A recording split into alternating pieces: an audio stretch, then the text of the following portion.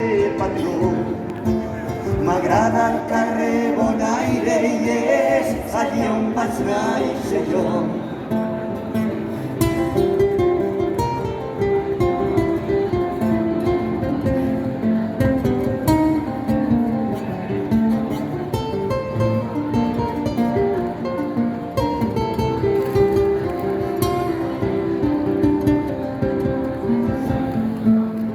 Quan passava la banda, tothom sortia al balcó a veure desfilar els músics, toquen per festa major.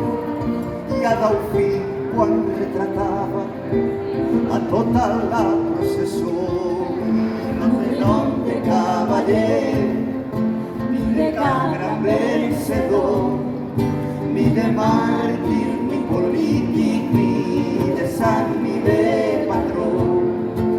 M'agrada el carrer Bonaire i és allí on vaig néixer jo.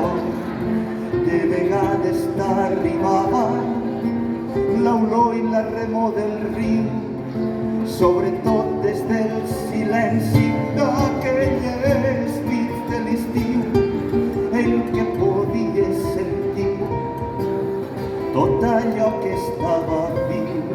I a la plaça dels farols jugàvem en la veïna, endevina si la gent anava a casa Regina o a comprar el barri del rastre botanes de Josefina. I no té nom de cavaller, ni de cap gran vencedor, ni de màrtir, ni polític, ni de sant, ni de patró. M'agrada el carrer Bonaire i és allí on vaig néixer jo. M'agrada el carrer